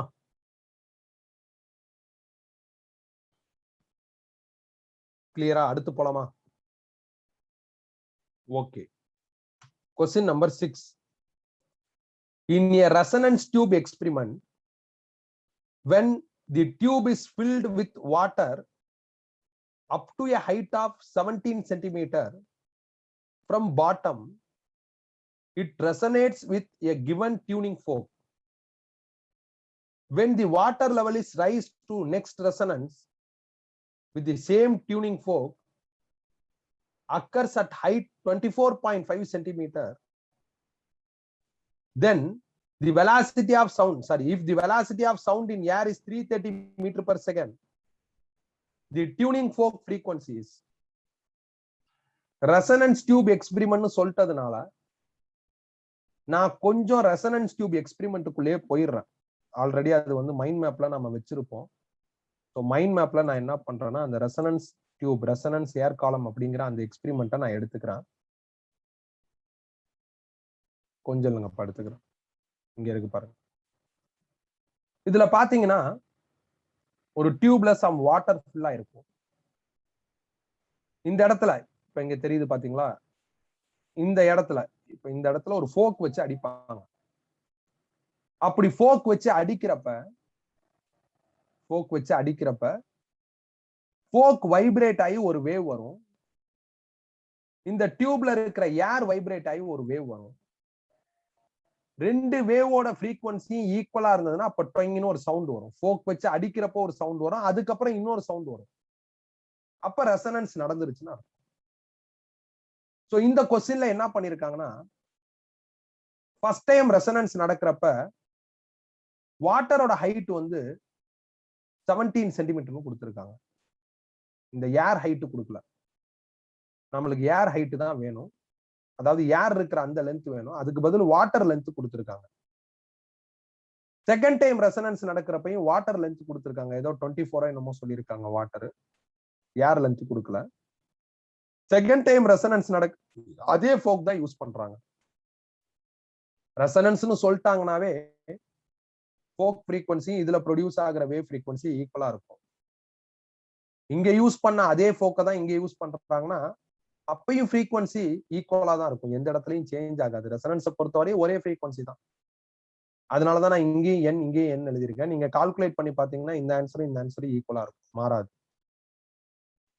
அப்ப இந்த ஃபோக் ஃப்ரீக்வன்சியை கால்குலேட் பண்ணணும். அதை கால்குலேட் பண்றதுக்கு நம்மள்ட்ட ஸ்ட்ரைட்டாவே ஃபார்முலா இருக்கு பாருங்க, இங்க இருக்கு பாருங்க. V is equal to 2 into N into L2 minus L1. இந்த ஃபார்முலா வச்சு நான் என்ன பண்ணலாம்னா ஃபோக் ஃப்ரீக்வன்சியை கண்டுபிடிச்சிடலாம்.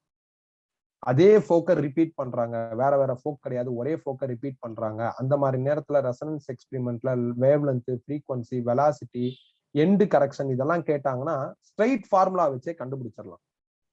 இப்ப இந்த ஃபார்முலாவை யூஸ் பண்ணி ஆன்சர் எடுக்கணும் அப்படின்னா L2 L1 வேணும்.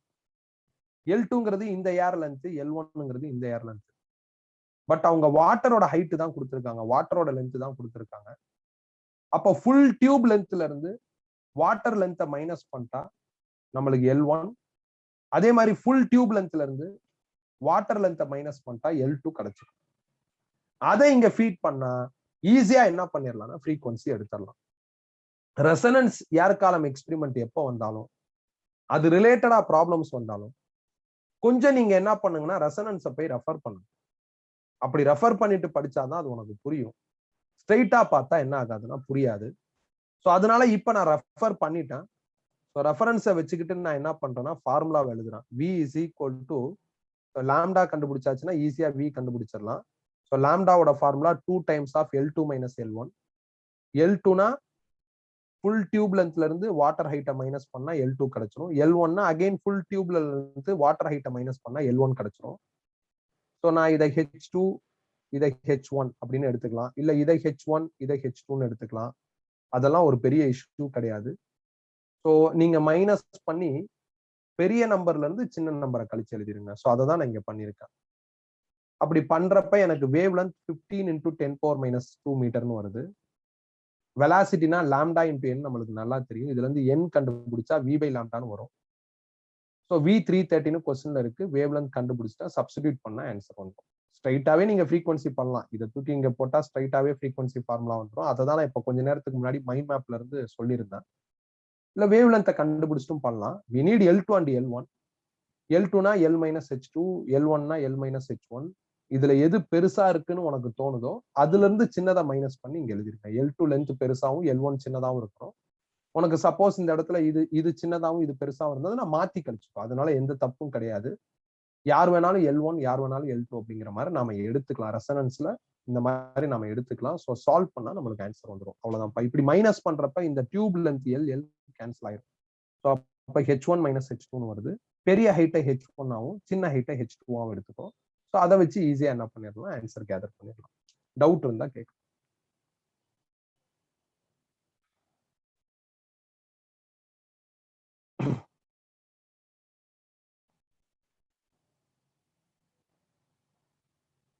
கிளியரா?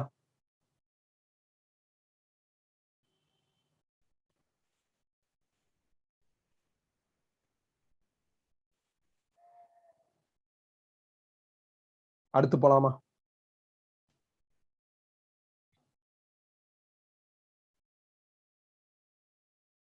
நெக்ஸ்ட் போலாமா?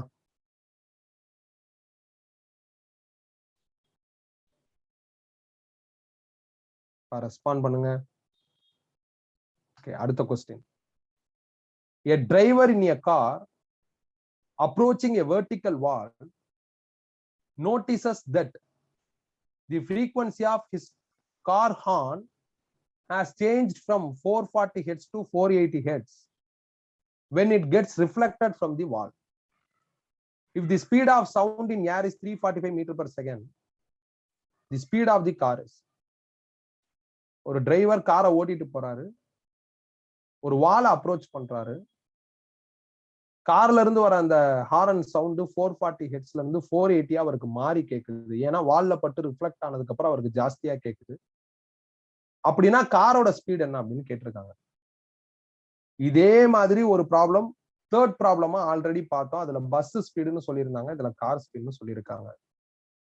ரிஃப்ளெக்ட் ஆன சவுண்ட் அப்சர்வர் கேட்கிறாருனாவே அது எக்கோ பிரின்சிபிள். எக்கோ பிரின்சிபிள்ல மேல பிளஸ் கீழே மைனஸ். ஒரிஜினல் ஃப்ரீக்வன்சி என் அது 440. கடைசியா டிரைவர் கேட்கிற ஃப்ரீக்வன்சி அப்பேரண்ட் ஃப்ரீக்வன்சி அது 480. அதை இங்க எழுதிடலாம். வி சவுண்டோட ஸ்பீட் அது 345. V naught observer speed, observer driver அவர் கார்ல போறாரு, அப்ப காரோட ஸ்பீடுக்கு ஈக்குவலா இருக்கும். விஎஸ் சவுண்டை கிரியேட் பண்ற சோர்ஸோட ஸ்பீட், காரோட ஹாரன் தான் சவுண்டை கிரியேட் பண்ணுது, அதுவும் கார்ல தான் இருக்கு, அப்ப காரோட ஸ்பீடுக்கு ஈக்குவேட் ஆகும். இது எல்லாத்தையும் இங்க ஃபீட் பண்ண ஆன்சர் வந்துடும். நான் ஃபர்ஸ்ட் இந்த 440 இங்கிட்டு கொண்டு வந்து டிவைட் பண்ணி எழுதிடுறேன். அதுக்கப்புறம் கிராஸ் மல்டிப்ளை பண்ணி சிம்பிளிஃபை பண்ணிட்டேன். ஆப்சன்ஸ்லாம் கிலோமீட்டர் பெர் ஹவர்ல இருக்கிறதுனால அதை கிலோமீட்டர் பெர் ஹவருக்கு மாத்தியாச்சு. அவ்வளவுதான், முடிஞ்சிருச்சு. டவுட் இருந்தா கேட்கலாம்.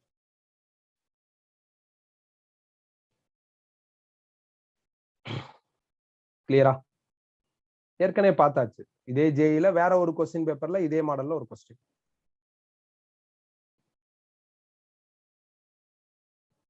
ஓகேவா? ஓகேப்பா, சிம்பிள் தான். நான் அடுத்த கொஸ்டின் போறேன். 8th question. A sound source S is moving along a straight track with speed v and is emitting sound of frequency nu naught. An observer is standing at a finite distance at a point O from the track. The time variation of frequency heard by observer is best represented by T naught represents the instant when the distance between the source and observer is minimum. இப்ப ஆக்சுவலா என்ன அப்படின்னா, ஒரு track இப்படி இருக்குப்பா. இதுல observer இந்த இடத்துல இருக்காரு. அப்சர்வரை நான் ஓபி அப்படின்னு எழுதுறேன். ஒரு சோர்ஸ் அது இங்க இருக்கு. அந்த சோர்ஸ் விங்கிற ஸ்பீட்ல இப்படி டிராவல் ஆகுது. அப்படியே சோர்ஸ் இந்த பாயிண்ட்க்கு வரும். இந்த பாயிண்ட தான் உங்க டி நாட் அப்படின்னு சொல்றாங்க. ஏன்னா அப்படியே கொஞ்சம் கொஞ்சமா நவுந்து நவுந்து நவுந்து இந்த பாயிண்ட்டுக்கு சோர்ஸ் வரப்ப, இப்ப நான் டாட் மாதிரி வச்சிருக்கேன், இந்த பாயிண்ட்டுக்கு சோர்ஸ் வரப்ப சோர்ஸுக்கும் அப்சர்வருக்கும் நடுவுல இருக்கிற இந்த டிஸ்டன்ஸ் ரொம்ப கம்மியா இருக்கும். சோ எப்ப சோர்ஸுக்கும் அப்சர்வருக்கும் நடுவுல இருக்கிற டிஸ்டன்ஸ் கம்மியோ அப்ப அந்த பாயிண்ட டி நாட் அப்படின்னு சொல்றாங்க. ஒரு இண்டிகேஷன் மாதிரி, சிம்பிள் மாதிரி கொடுக்குறாங்க. இப்ப அப்சர்வருக்கு ஆடியோ எப்படி கேட்கும்? ஒரிஜினல் ஃப்ரீக்வன்சி தான், அப்சர்வருக்கு ஆடியோ எப்படி கேட்கும் அப்படின்னு கொஸ்டின் ரைஸ் பண்ணிருக்காங்க. சோர்ஸ் பக்கத்துல வர வர ஆடியோ ஜாஸ்தியா கேட்கும். அவனை விட்டு விலகி போக போக ஆடியோ கம்மியா கேட்கும். இதுதான் லாஜிக். அப்படின்னா நம்ம ஆப்ஷன் ஏவை பிக் பண்ணுவோம். பக்கத்துல வர வர ஆடியோ ஜாஸ்தியா கேக்குது, விலகி போக போக ஆடியோ கம்மியா கேக்குதுன்னு நம்ம ஆப்ஷன் ஏவை பிக் பண்ணிடுவோம். கண்டிப்பா ஆப்ஷன் ஏ கரெக்ட்.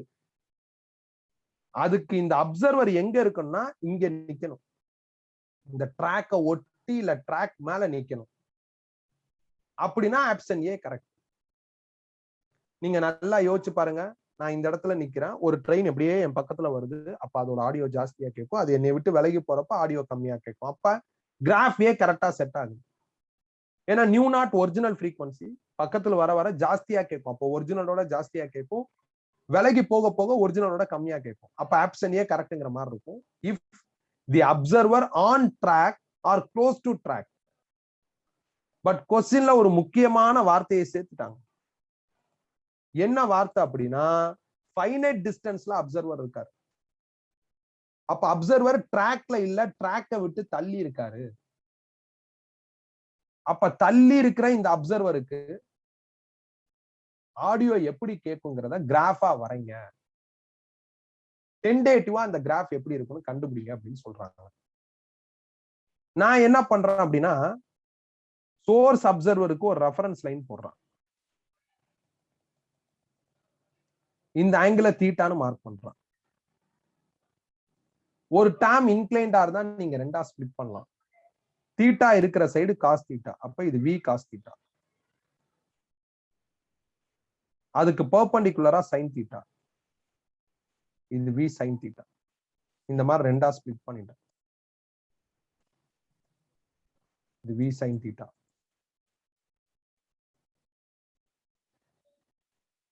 இப்ப வி காஸ் தீட்டா வந்து அப்சர்வரை நோக்கி வருது. அப்ப வி காஸ் தீட்டா அப்சர்வரை நோக்கி வருது அப்படின்னா நம்ம ஃபார்முலால மேல பிளஸ் வரும், கீழே மைனஸ் வரும். அப்ப அப்சர்வரை நோக்கி வரப்ப ஆடியோ ஜாஸ்தியா கேட்கும். அந்த லாஜிக் படி பார்த்தா மேல பிளஸ் கீழே மைனஸ், வி மைனஸ் விஎஸ் போடணும். விஎஸ்க்கு பதில் வி காஸ் தீட்டா. ஏன்னா இதான சோர்ஸ் ஸ்பீடு. ஆக்சுவலா சோர்ஸ் இப்படி போயிருக்கு, அது நம்மளுக்கு வேலைக்கு ஆகாது. அப்சர்வர் இங்க இருந்தா ஓகே, அப்சர்வர் இங்க இருக்கிறதுனால சோர்ஸ் அதுக்கு ஃபேவரா எப்படி இருக்குன்னு கண்டுபிடிக்கிறப்ப விங்கிற ஸ்பீட்ல இல்ல வி காஸ் தீட்டால இருக்கு அப்படின்னு தெரியுது. சோ அதனால நான் என்ன பண்றேன் அப்படின்னா இங்க வி காஸ் தீட்டா அப்படின்னு எழுதுறேன்.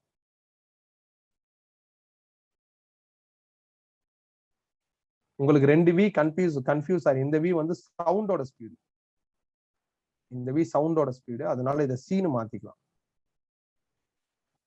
இன்டு ஒரிஜினல் ஃப்ரீக்வன்சி என்.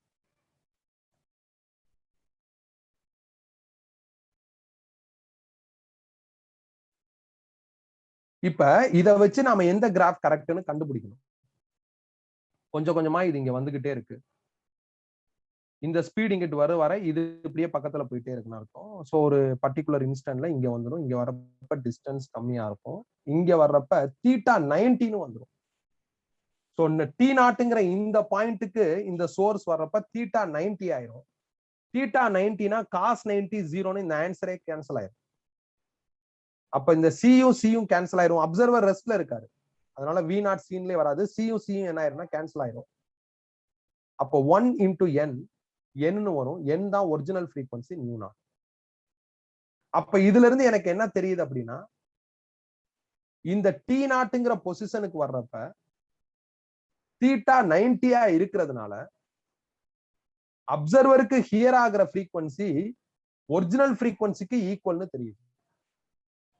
அப்ப டி நாட்டுங்கிற அந்த அந்த அந்த வென்யூல அந்த இடத்துல அப்சர்வருக்கு ஹியர் ஆகிற frequency new original frequency new நாட்டுக்கு ஈக்குவலா இருக்கு. அந்த மாதிரி இருக்கிற ஒரே கிராஃப் இது ஒண்ணுதான். அதனால டி கிராஃப் தான் கரெக்ட். இது நம்ம நார்மலா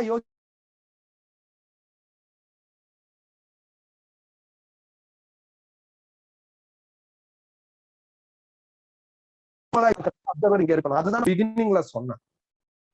இப்ப இங்க ஒரு டேபிள் இருக்கு. இந்த டேபிள் தான் ட்ராக்னு வச்சுக்கோங்களேன். இந்த டேபிளை ஒட்டி நான் இருக்கிறப்ப பக்கத்துல வர வர ஆடியோ ஜாஸ்தியா கேட்கும், விலைக்கு போக போக ஆடியோ கம்மியா கேட்கும். அதை எடுத்துக்கலாம். நான் இங்க இருக்கேன், ட்ராக் ரொம்ப தள்ளி இருக்கு, ட்ரெயின் அப்படி போயிட்டு இருக்கு ஹாரனை கிரியேட் பண்ணிட்டு. அப்ப ட்ரெயினோட ஸ்பீட் அப்படி இருக்கு. ட்ரெயினோட அந்த ஸ்பீட்ல எனக்கு ஃபேவரா என்ன ஸ்பீட் இருக்குன்னு பாக்குறப்ப வி காஸ் தீட்டா இருக்கு. அப்ப வி காஸ் தீட்டா இப்படி இருக்கு. அது இப்படி போக போக வி காஸ் தீட்டா என் பக்கத்துல வரும். அதனால ஃபார்முலால மேல பிளஸ் கீழே மைனஸ்னு போட்டேன். இந்த இடம் வி காஸ் தீட்டா அப்படிங்கிற இந்த இடம் என்னைய டச் பண்றப்ப ட்ரெயின் அங்க இருக்கும், எனக்கு நேரா இருக்கும். எனக்கு நேரா ட்ரெயின் இருக்கிறப்ப எனக்கும் ட்ரெயினுக்கும் நடுவுல இருக்கிற டிஸ்டன்ஸ் கம்மியா இருக்கும். அந்த நேரத்துல தீட்டா மெஷர் பண்ணி பார்த்தா 19 வரும். அப்ப அந்த நேரத்துல எனக்கு கேட்கிற ஃப்ரீக்வன்சி ஒரிஜினல் ஃப்ரீக்வன்சிக்கு ஈக்குவலா இருக்கு. அதை வச்சுக்கிட்டு பாக்குறப்ப ஃபோர்த் ஆப்ஷன் தான் கரெக்டான ஆப்ஷன் அப்படிங்கிற மாதிரி தெரியுது. ஆக்சுவலா நான் என்ன பண்ணிருப்பேன் அப்படின்னா திங்க்னு போட்டு ஃபோர்த் ஆப்ஷனை டிக் பண்ணிருப்பேன். வேற எதுவுமே எழுதி இருக்க மாட்டேன். நீ யோசிக்கணுங்கிறதுனால இதை சொல்லியிருப்பேன். ஏன் ஆப்ஷன் ஏ கிடையாது அப்படின்னு நீ யோசிக்கணுங்கிறதுனால நான் திங்க்னு போட்டு ஜஸ்ட் ஆப்ஷன் டின்னு போட்டிருப்பேன். நீங்க இப்ப இது அப்படியே ஸ்கிரீன்ஷாட் எடுத்துக்கங்க. ஒரு டைமும் திங்க் பண்ணு, ஆப்ஷன் டி தான் கரெக்ட்னு சரியா புரிஞ்சுக்கிறதுக்கு முயற்சி பண்ணு. இது உன்னோட டியூட்டி. இதுல நான் இப்ப எக்ஸ்பிளைன் பண்ணிட்டேன். நான் பண்ணவே கூடாது, நீ திங்க் பண்ணா சொல்லணும். நான் எக்ஸ்பிளைன் பண்ணிட்டேன். மேபி உனக்கு அதுல லாகிங் வருதுன்னா நீ ஒழுங்கா உட்காந்து டாப்லர் எஃபெக்ட திருப்பி படி. எல்லா நுணுக்கங்களையும் கரெக்டா என்ன பண்ணு அப்படின்னா செக் பண்ணு. செக் பண்ணிட்டு இப்ப நான் சொல்லியிருக்கிற டயக்ராம வச்சு கொஞ்சம் ரியல் டைம்ல இமேஜின் பண்ணு. ஸோ இமேஜின் பண்ணி புரிஞ்சுக்கும். அதனால இது அப்படியே ஸ்கிரீன்ஷாட் எடுத்துக்கோங்க. இது அப்படியே ஸ்கிரீன்ஷாட் எடுத்துக்கோங்க. இதை ரெஃபரன்ஸா வச்சுக்கிட்டு திங்க் பண்ணு. 2 மாசம் கழிச்சு எனக்கு டவுட்னு இந்த கொஸ்டின் கேட்க கூடாது. நான் ஒத்துக்க மாட்டேன். அப்படின்னா நீ ஒழுங்கா படிக்கலன்னு அர்த்தம்.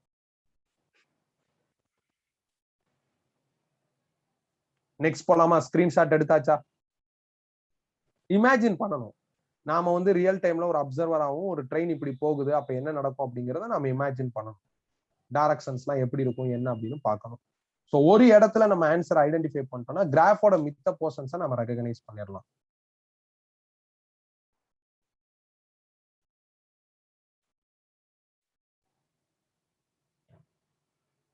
ஸ்கிரீன்ஷாட் எடுத்தாச்சா? அடுத்து போலாமா? ஓகே. சோ அடுத்து question number 9. A stationary observer receives sound from two identical tuning forks, one which approaches and the other one recedes with the same speed, much less than the speed of sound. The observer hears 2 beats per second. The oscillation frequency of each tuning fork is 1400 hertz, and the velocity of sound is 350 meter per second. The speed of each tuning fork is close to. நான் ஒரு stationary observer பா, இதோ ஒரு tuning Fokker பாக்குறேன், இதோ ஒரு tuning Fokker பாக்குறேன். இந்த ஃபோக்கோட ஃப்ரீக்வன்சி 1400, இந்த ஃபோக்கோட ஃப்ரீக்வன்சி 1400. இந்த ஃபோக் என் பக்கத்துல வருது, அதனால இதோட ஆடியோ எனக்கு ஜாஸ்தியா கேட்கும். இந்த ஃபோக் என்னை விட்டு விலகி போகுது, அதனால இதோட ஆடியோ எனக்கு கம்மியா கேட்கும். இந்த ஃபோக் என்னை அப்ரோச் பண்ற அந்த ஸ்பீடு, இது விலகி போற ஸ்பீடு, இதெல்லாம் ஈவனா இருக்கு. ஏறக்குறைய 2 ஃபோக் ஐடென்டிக்கல். ஒன்னு என்னைய நோக்கி வருது, இன்னொன்னு என்னை விட்டு விலகி போகுது. நோக்கி வர்றப்ப எனக்கு ஜாஸ்தியா கேட்கும், விலகி போறப்ப எனக்கு கம்மியா கேட்கும். இந்த 2 ஃப்ரீக்வன்சியும் கழிச்சிட்டோம்னா பீட் வரும். அந்த பீட் 2ன்னு சொல்லிட்டாங்க. அப்படின்னா இந்த ஃபோக்கோட ஸ்பீட் என்ன? ஒன்னு என்னைய டுவர்ட்ஸ் அப்ரோச் பண்ணுது, இன்னொன்னு என்னை விட்டு விலகி போகுதுல, அந்த ஃபோக் ஸ்பீட் என்ன அப்படின்னு கேட்டிருக்காங்க. ஃபோக் தான் சோர்ஸ், இதோட ஸ்பீட் என்ன அப்படின்னு கால்குலேட் பண்ண சொல்றாங்க. சோ ஒரு ஃபோக் வந்து டுவர்ட்ஸ் வர்றதுனால எனக்கு ஆடியோ ஜாஸ்தியா கேட்கும். அப்ப ஃபார்முலால மேல பிளஸ் கீழே மைனஸ். இன்னொரு ஃபோக் என்னை விட்டு விலகி போறதுனால எனக்கு ஆடியோ கம்மியா கேட்கும், அதனால மேல மைனஸ் கீழே பிளஸ். இந்த 2 ஃப்ரீக்வன்சில இது ஜாஸ்தி, இது கம்மி. இது ரெண்டையும் கழிச்சுட்டா எனக்கு 2 பீட் வரும். அப்ப n dash minus n, n dash minus n double dash 2. n dash-க்கு பதில் இதை எழுதிட்டேன், n double dash-க்கு பதில் இதை எழுதிட்டேன். இதுல இங்க இருக்கிற n ஒரிஜினல் ஃப்ரீக்வன்சி, அது 1400 ஃபில் பண்ணிட்டேன். விஎஸ்ங்கிறதா சோர்ஸோட ஸ்பீடு, அதுதான் ஃபோக்கோட ஸ்பீட் விஎஸ், அதை தான் நம்ம கண்டுபிடிக்கணும். வி சவுண்டோட ஸ்பீட், அதை அப்படியே ரீடைன் பண்ணியிருக்கேன். ஸ்டேஷனரி அப்சர்வர்னு சொல்லிட்டதுனால V0க்கு பதில் நான் என்ன பண்ணிட்டேன்னா 0 போட்டேன். இப்ப நாம பொறுமையா சிம்பிளிஃபை பண்ணணும்.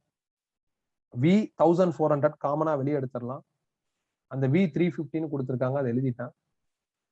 into 1/350 minus Vs minus 1/350 plus Vs is equal to 2. Cross multiply பண்றேன். 350 கேன்சல் ஆயிடுச்சுன்னா 2Vs வந்துடும். அப்ப 350 1400 2Vs, இதை இங்கிட்டு மல்டிப்ளை பண்ணிட்டா இப்படி வந்துடும். 2 கேன்சல். ஃபர்தரா சிம்பிளிஃபை பண்றப்போ ஒரு குவாட்ரடிக் ஈக்குவேஷனா வருது. இதை பொறுமையா சால்வ் பண்ணி நம்ம Vs கண்டுபிடிக்கணும். எனக்கு வந்து 0.25ன்னு வருது, இல்லைன்னா 1/4ன்னு எழுதலாம். மைனஸ் இங்க இஷ்யூ கிடையாது, மைனஸ் டைரக்ஷனை தான் மீன் பண்ணும். வெலாசிட்டில மைனஸ் வந்துச்சுன்னா அது டைரக்ஷனை மீன் பண்ணுதுன்னு அர்த்தம்.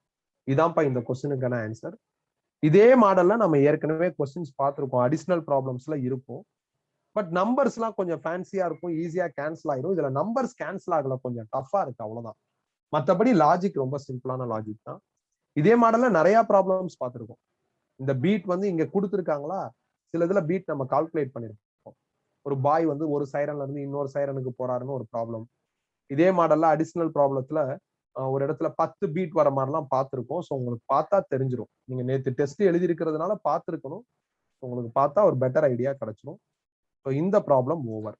டவுட் இருந்தா கேட்கலாம்.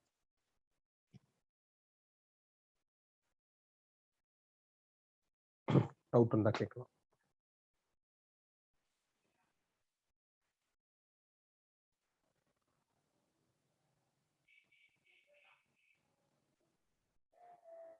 கிளியரா?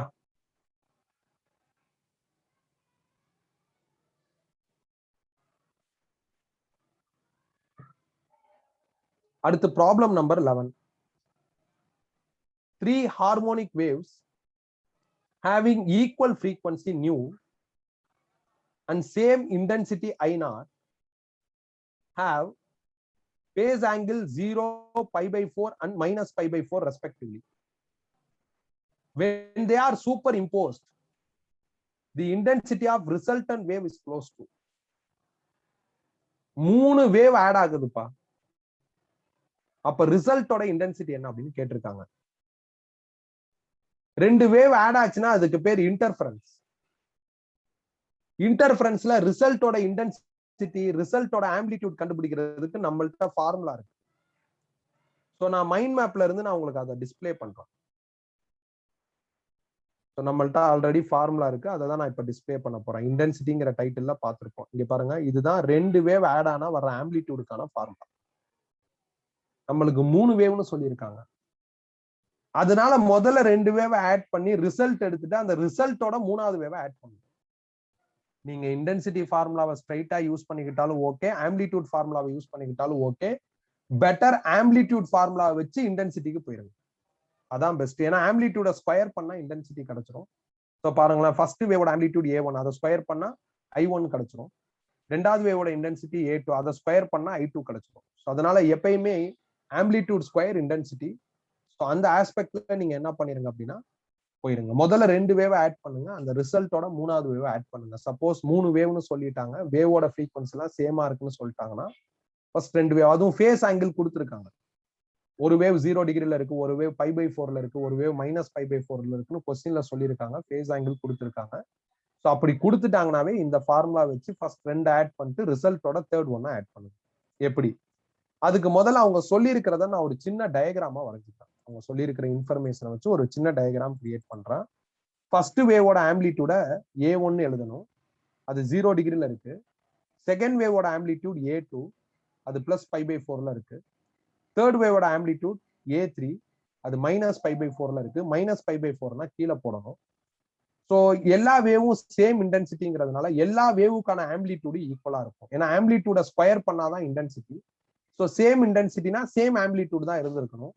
அதனாலதான் A1, A2, A3ன்னு போடாம எல்லாத்தையும் ஏன்னு மார்க் பண்ணிருக்கேன். இருந்தாலும் கிளாரிட்டிக்கு அதை A1, A2, A3ன்னு மாத்திட்டேன். இதுல ஏதாவது 2 வேவை ஃபர்ஸ்ட் ஆட் பண்ணுவோம். 2 வேவை ஆட் பண்றதுக்கு பேர் இன்டர்ஃபரன்ஸ். சில நேரங்கள்ல சூப்பர் இம்போஸ், சூப்பர் பொசிஷன் அப்படி எல்லாம் சொல்லுவாங்க. அப்படி 2 வேவை ஆட் பண்ணி ஆன்சர் எடுக்கிறதுக்கு நாம இப்பதான் ஃபார்முலா பார்த்தோம். என்னோட பிளான் A2வையும் A3யும் ஆட் பண்ணலான்ட்டு. ஏன்னா A2வும் A3யும் டிஃபரெண்ட் ஆக்சிஸ்ல ப்ரொஜெக்ட் ஆகுது, ஹரிசாண்டல் வெர்டிக்கல் ஆக்சிஸ்ல இல்ல. பொதுவா ஹரிசாண்டல் வெர்டிக்கல் ஆக்சிஸ்ல இருந்தா அதை அப்படியே ரீடைன் பண்ணலாம். ஸோ டிஃபரெண்ட் ஆக்சிஸ்ல இருக்கிறத ஃபர்ஸ்ட் ஆட் பண்ணலாம். அப்ப A2 second and third wave add பண்ணா வர ரிசல்ட் என்ன அப்படின்னு கண்டுபிடிக்கணும். அதுக்கான ஃபார்முலா இப்ப நான் டிஸ்பிளே பண்ண ஃபார்முலா தான், √A2² + A3² + 2A2 A3 cos psi. Second வேவுக்கும் தேர்ட் வேவுக்கும் நடுவுல பாத்தீங்கன்னா டோட்டலா 90 டிகிரி இருக்கு. அப்ப சைக்கு பதில் 90 போட்டா இந்த டேமே என்ன ஆயிரும் அப்படின்னா 0 ஆயிரும். A2ஓட வேல்யூ A, A3ஓட வேல்யூ A. அப்ப A² + A² √2A² வந்துரும். அதை சால்வ் பண்ணா √2A வந்துரும். அப்ப முதல்ல 2 வேவ் ஆட் பண்ணி ஆம்பிளிடியூட் கண்டுபிடிச்சிட்டேன். இப்ப இந்த ஆம்பிளிடியூடுங்கிறது ஜஸ்ட் ஆம்பிளிடியூட் தான். இதோட டைரக்ஷன் நம்மளுக்கு அடுத்து வேணும். பொதுவா 2 ஈக்குவல் வேல்யூஸை நீ ஆட் பண்ணனா, 2 ஈக்குவல் வேல்யூஸை இந்த மாதிரி வெக்டார் அடிஷன் பண்ணா அதோட ஆன்சர் மிடில்ல வரும். அதிர்ஷ்டவசமா எலக்ட்ரோஸ்டாட்டிக்ஸ்ல அந்த மாதிரி கான்செப்ட் நிறைய பார்த்திருக்கோம் நம்ம. இப்ப இந்த லெசன் ரிவைஸ் பண்றப்ப நம்மளுக்கு எலக்ட்ரோஸ்டாட்டிக்ஸ்ல வெக்டார் அடிஷன் ஐடியா நிறைய உண்டு, வெக்டார் அடிஷன் ப்ராப்ளம் நிறைய பார்த்திருக்கோம். அதனால 2 ஈக்குவலை எப்ப ஆட் பண்ணாலும் வெக்டார் அடிஷன் பண்ணாலும் உன்னோட ரிசல்ட் வந்து என்ன ஆகும் அப்படின்னா மிடில்ல வரும். மிடில்னா இப்ப இது 90 டிகிரினா அதுல பாதினா கரெக்டா எக்ஸாக்டா ஹரிசாண்டல் ஆக்சிஸ்ல இந்த ரிசல்ட் ப்ரொஜெக்ட் ஆயிரும். ஆல்ரெடி ஹரிசாண்டல் ஆக்சிஸ்ல ஃபர்ஸ்ட் வேவ் இருக்கு, அதை அப்படியே ரீடைன் பண்றேன். பாருங்க, A1 = A அப்படியே ரீடைன் பண்ணிருக்கேன். இப்ப இது ரெண்டையும் வெக்டார் அடிஷன் பண்ணா ஒரு ஆன்சரா அதே ஹரிசாண்டல் ஆக்சிஸ்ல வெக்டார் அடிஷன் லாஜிக் படி மார்க் பண்ணிட்டேன். நெக்ஸ்ட் இது ரெண்டையும் பாக்குறேன், இது ரெண்டும் ஒரே டைரக்ஷன்ல இருக்கு. அப்ப சிம்பிளா ஆட் பண்ணிக்கிறேன். அப்ப A23 + A1 இதுதான் ஃபைனல் ஆன்சர், கேபிட்டல் A. A23ஓட வேல்யூ √2A, A1ஓட வேல்யூ A. ரெண்டுலயுமே A காமனா இருக்கு, வெளியே எடுத்துட்டேன். √2னா 1.414 + 1 2.414A அப்படின்னு வந்துடும். இது ஆம்பிளிடியூட். அவங்க கேட்டிருக்கிறது intensity. Intensity directly proportional to amplitude square. அப்ப இதை ஸ்கொயர் பண்ணா எனக்கு 5.82A² வருது. A² I0, அது கொஸ்டின்லயே சொல்லியிருக்காங்க. அதனால இதுக்கு பதில் I0 ரீப்ளேஸ் பண்ணிட்டேன். இது 2 வேவ் ஆட் பண்றதுக்கு நம்மள்ட்ட ஃபார்முலா இருக்கு. இந்த ஃபார்முலா வச்சு 2 வேவ் ஆட் பண்ணி ஆம்பிளிடியூட் இன்டென்சிட்டி எல்லாம் கண்டுபிடிச்சிருக்கோம். இங்க 3 வேவ்னு சொல்லிட்டாங்க. ஸோ அப்படி 3 வேவ்னு சொல்லிட்டாங்க, எல்லாரோட ஃப்ரீக்வன்சியும் ஒரே மாதிரி இருக்கு, இப்படி எல்லாம் சொல்லிட்டாங்கன்னா நீங்க என்ன பண்ணணும் அப்படின்னா இந்த மெத்தடாலஜி தான் ஃபாலோ பண்ணணும். இந்த மெத்தடாலஜி வந்து உனக்கு இப்ப கண்டிப்பா ஈஸியா இருக்கும், ஒன்னும் ட்விஸ்டடா தெரியாது. காரணம் என்ன அப்படின்னா அட் பிரசன்ட் நம்மளுக்கு எலக்ட்ரோஸ்டாட்டிக்ஸ்ல வெக்டார் அடிஷன்ல நல்ல பிராக்டிஸ் உண்டு. வெக்டார் அடிஷன்ல நிறைய ப்ராப்ளம்ஸ் பார்த்திருக்கோம். அதனால இது உனக்கு கம்ஃபர்டபுளா தான் இருக்கும். ஈவன் தோ ஏதாவது டவுட் இருந்தா நீ கேட்கலாம்.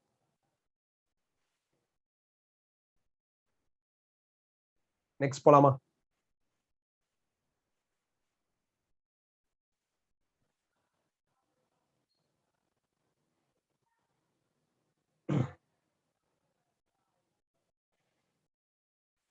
Question number 11.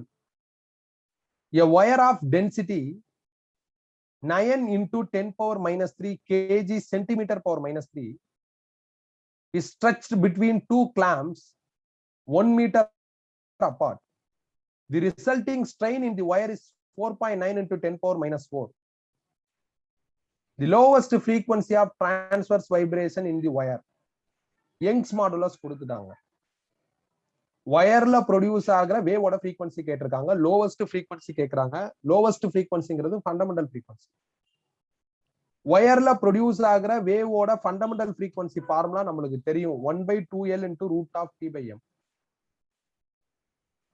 இதுல எப்படியாவது நீங்க என்ன பண்ணணும் அப்படின்னா, இந்த T and M கண்டுபிடிச்சு ஃபார்முலாவை அப்டேட் பண்ணணும். T டென்ஷன், எம்னா மாஸ் பர் லென்த். இந்த ரெண்டு டேட்டாவும் அங்க இல்ல. லென்த் இருக்கு, டென்சிட்டி இருக்கு, வயரோட density kg per centimeter cube இருக்கு, யங்ஸ் மாடுலஸ் இருக்கு, ஸ்ட்ரெயின் இருக்கு. அதனால கொஞ்சம் யோசிச்சு நாம என்ன பண்ணணும் அப்படின்னா, இந்த ஃபார்முலா யங்ஸ் மாடுலஸ் அப்பியரன்ஸுக்கு மாறுற மாதிரி மாத்தணும். யங்ஸ் மாடுலஸ் நாம சாலிட்ஸ்ல பார்த்தாச்சு. ஸ்ட்ரெஸ் பை ஸ்ட்ரெயின் அதான் ஃபார்முலா. ஸ்ட்ரெஸ்னா ஃபோர்ஸ் பர் ஏரியா, ஃபோர்ஸ் தான் டென்ஷன், அதனால டீன்னு எழுதியிருக்கேன். ஏரியா ரீடைன் பண்ணிருக்கேன். ஸ்ட்ரெயினை ஸ்ட்ரெயின்னே வச்சுக்கலாம், ஏன்னா ஸ்ட்ரெயின் நம்மளுக்கு கிவன் டேட்டால இருக்கு. ஸோ அப்படி பாக்குறப்ப இப்ப பாருங்களேன், டென்ஷன் ஏரியா ஸ்ட்ரெயின், இதுல இருந்து டென்ஷன் கண்டுபிடிச்சா யங்ஸ் மாடுலஸ் ஏரியா ஸ்ட்ரெயின் வருது, அதை இங்க ஃபீட் பண்ணிட்டேன். அப்ப டென்ஷனுக்கு பதில் யங்ஸ் மாடுலஸ் ஏரியா ஸ்ட்ரெயின். இப்ப இந்த ஸ்மால் எம் வேணும். ஸ்ட்ரிங்கோட இந்த ஃபார்முலால இருக்கிற ஸ்மால் எம்ங்கிறது மாஸ் பர் லென்த் எழுதியிருக்கேன் பாருங்க. டென்சிட்டினா மாஸ் பர் வால்யூம், இதுல இருந்து மாஸ் கண்டுபிடிச்சா டென்சிட்டி இன்டு வால்யூம்னு வரும். அதனால மாஸுக்கு பதில் டென்சிட்டி இன்டு வால்யூம்னு போடுறேன். வால்யூம்னா area into length, length cancel ஆயிடுச்சுன்னா ஸ்மால் எம் ஏரியா இன்டு டென்சிட்டின்னு வருது. அதை இங்க ஃபீட் பண்றப்ப ஏரியா கேன்சல் ஆகி எனக்கு ஃபார்முலா அவங்க கொடுத்திருக்கிற டேட்டாவுக்கு சூட்டபிளா மாறிடுச்சு. அவங்க யங்ஸ் மாடுலஸ் கொடுத்திருக்காங்க, ஸ்ட்ரெயின் கொடுத்திருக்காங்க, டென்சிட்டி கொடுத்திருக்காங்க, லென்த் கொடுத்திருக்காங்க. இப்ப ஃபீட் பண்ண ஆன்சர் வரும். ஃபார்முலாவை நாம அப்டேட் பண்ணும். இதுதான் இந்த ப்ராப்ளத்துல இருக்கிற ட்விஸ்ட். மற்றபடி எந்த ட்விஸ்டும் கிடையாது. இங்க எழுதியிருக்கிற இந்த லாஜிக் நாம நிறைய ப்ராப்ளத்துல ஆல்ரெடி பார்த்திருக்கோம். இது ஒண்ணு. இந்த லாஜிக் கூட சில ப்ராப்ளத்துல நம்ம கண்டிப்பா பார்த்திருப்போம். இல்லைன்னா யங்ஸ் மாடுலஸ் ப்ராப்ளத்துல நடத்தியிருப்பேன். நான் சொல்லியிருக்கேன் யங்ஸ் மாடுலஸ், பெண்டுலம், அப்புறம் expansion of solids, small g, இதெல்லாம் ஜெனரல் டைட்டில் மாதிரி எங்க வேணாலும் எப்போ வேணாலும் வரலாம். அதனால கவனமா இருக்கணும். ஸோ டேட்டாவை ஃபீட் பண்ணிட்டேன், ஆன்சர் எடுத்துட்டேன். அவ்வளவுதான். டேட்டாஸை ப்ராப்பரா கலெக்ட் பண்ணிக்கிறேன், கலெக்ட் பண்ணிட்டு ஃபீட் பண்றேன், ஆன்சர் எடுத்துட்டேன். அவ்வளவுதான். ஒரு இடத்துல சென்டிமீட்டர் கியூப்னு இருக்கு, அதை மீட்டர் கியூப்னு மாத்தணும். அந்த கன்வர்ஷன்ஸ் தான் இங்க பண்ணிருக்கேன். அதெல்லாம் தாராளமா நீ பார்த்துக்கலாம். இதுல ஏதாவது டவுட் இருந்தா கேட்க.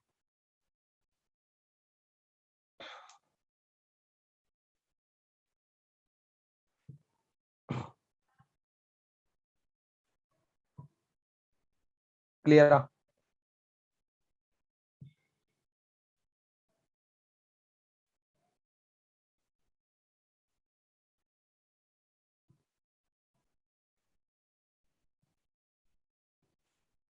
கிளியராப்பா?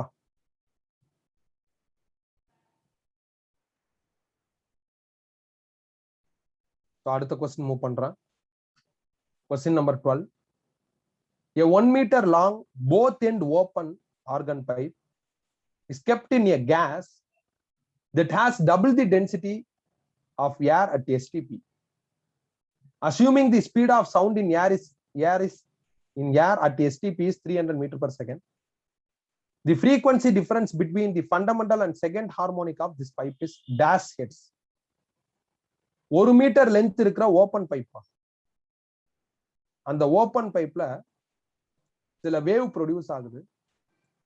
அந்த வேவோட ஃபண்டமெண்டல் ஃப்ரீக்வன்சிக்கும் செகண்ட் ஹார்மோனிக் ஃப்ரீக்வன்சிக்கும் உள்ள டிஃபரன்ஸ் என்ன? ஓப்பன் பைப்ல ஃபண்டமெண்டல் ஃப்ரீக்வன்சியோட formula V/2L. Second harmonic frequency formula 2V/2L. நான் வீன்னு எழுதாம V டாஷ்னு எழுதியிருக்கேன். ஏன்? நார்மலா பைப்ல ஏர் தான் இருக்கும். ஆனா இவங்க ஏருக்கு பதில் கேஸ் வச்சுட்டாங்க. அந்த கேஸோட டென்சிட்டி ஏர் டென்சிட்டி மாதிரி டபுள்னு சொல்லிட்டாங்க. அப்ப நான் என்ன பண்ணணும்? அந்த மாதிரி கேஸ்ல சவுண்ட் டிராவல் ஆச்சுன்னா அதோட ஸ்பீட் என்னன்னு கண்டுபிடிக்கணும். அப்ப சவுண்டோட ஸ்பீட் ஃபார்முலாவை, சவுண்டோட ஸ்பீட் ஃபார் ஏர் அப்படிங்கிற ஃபார்முலாவை லாப்லாஸ்ங்கிற சயின்டிஸ்ட் நம்மளுக்கு கொடுத்திருக்காரு. லாப்லாஸ் கரெக்ஷன்ங்கிற டைட்டில்ல படிச்சிருக்கோம். அந்த ஃபார்முலாவை இந்த கேஸுக்கு சூட்டபிளா மாத்தணும். சவுண்டோட ஸ்பீட் இன் ஏர், அதுக்கான formula square root of RT nu by M. இது லாப்லாஸ் கரெக்ஷன் அப்படிங்கிற இடத்துல இருக்கும் பாருங்க. நியூட்டன்ஸ் ஃபார்முலா லாப்லாஸ் கரெக்ஷன் அந்த இடத்துல இருக்கும். இதுதான் வேவ்ல நாம படிச்ச ஃபர்ஸ்ட் டைட்டில். இதுல டென்சிட்டினா மாஸ் பை வால்யூம். இதுல இருந்து மாஸ் கண்டுபிடிச்சா டென்சிட்டி இன்டு வால்யூம்னு வரும். அதனால இங்க இருக்கிற எம்முக்கு பதில் டென்சிட்டி இன்டு வால்யூம்னு மாத்திக்கிறேன். அப்படி மாத்திக்கிறேன் ஏன்னா டென்சிட்டியை வச்சுதான் பேசியிருக்காங்க. இந்த V ஏர்ல சவுண்டோட V. இப்ப கேஸ்ல சவுண்டோட வெலாசிட்டி என்ன? ஒரே ஒரு சின்ன சேஞ்ச், இந்த ரோக்கு பதில் 2 ரோன்னு மாத்திரணும், அவ்வளவுதான். வேற எந்த சேஞ்சும் கிடையாது. இது எவ்வளவு சொல்லியிருக்காங்கன்னா கொஸ்டின்ல 300ன்னு கொடுத்திருக்காங்க. அப்ப RT நியூ ரோ வால்யூம், இதுக்கு பதில் நான் 300 போட்டுடலாம், இல்லைன்னா வீனு போட்டுடலாம். இந்த 2 அப்படியே ரூட்டுக்குள்ளே ரிட்டைன் பண்ணிக்கிறேன், அவ்வளவுதான். இதான்ப்பா நார்மலா பைப்னா உள்ள ஏர் தான் இருக்கும். இப்ப கேஸ்ன்னு சொல்லிட்டாங்க.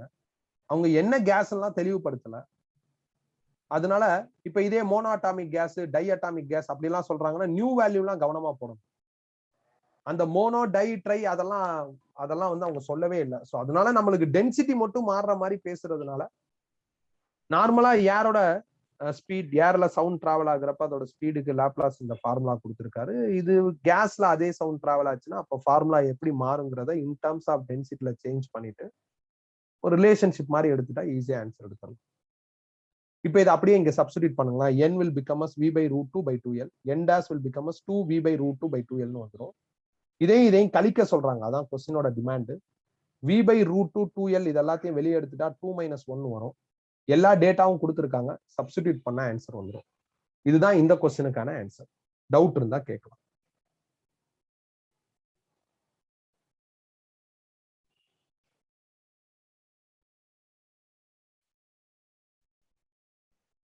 பொதுவா ஏர்னு தான் எல்லா இடத்துலயும் இருக்கும். இந்த இடத்துல கேஸ்னு சொல்லிட்டாங்க. அப்ப கேஸ்ல சவுண்ட் டிராவல் ஆகுதுன்னா அதோட ஸ்பீட் நாம கால்குலேட் பண்ணணும்.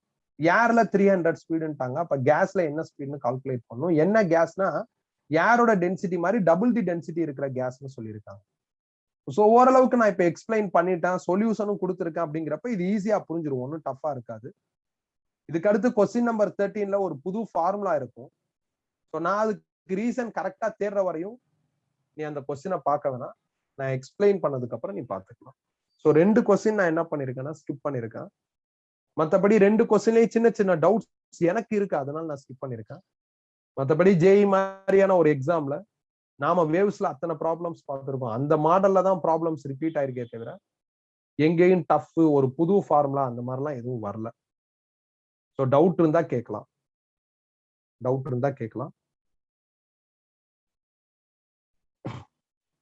கிளியரா? என்னப்பா ரெஸ்பாண்ட் பண்ணுங்கப்பா.